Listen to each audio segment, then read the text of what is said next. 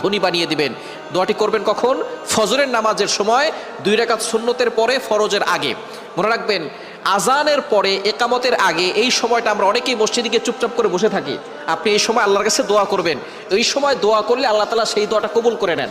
আর দোয়া লা ইউরাদ্দু বাইনাল আযানি ওয়াল ইকামা, তিরমিজি শরীফের হাদিস, আবু দাউদ শরীফের হাদিস। আজান ও ইকামতের মাঝখানে দোয়া করলে সেই দোয়াটা কবুল ফিরিয়ে দেওয়া হয় না, সেই দোয়া কবুল করা হয়। আপনি যখনই যেই নামাজে মসজিদে যাবেন, আজান দিয়েছে, একামত হতে একটু দেরি হয়, আপনি সুন্নত পড়ে চুপচাপ বসে থাকবেন না, গল্প করবেন না, আপনি আল্লাহর কাছে দোয়া করবেন। আল্লাহ তাআলা আপনার সকল দোয়াগুলো কবুল করবেন। ফজরের সুন্নতের পরে আপনি ফরজের আগে মধ্যবর্তী সময় আপনি সুন্নত ঘরেও পড়তে পারেন। আজান দিয়েছে, আপনি একটু আগে উঠবেন, তাহাজ্জুদ নামাজ পড়বেন, অথবা আপনি তাহাজ্জুদ নামাজ পড়ে সুন্নত আজান দেওয়ার সাথে সাথে সুন্নতটা ঘরে পড়বেন। ঘরে পড়ে মসজিদ যদি কাছে হয় তাহলে ঘরে বসে আমল করতে পারবেন, অথবা আপনি চলতে ফিরতে আপনি আমলটা করতে পারবেন। দোয়াটি হচ্ছে লা ইলাহা ইল্লাল্লাহুল মালিকুল হাক্কুল মুবিন। এই দোয়াটা যদি আপনি পড়তে পারেন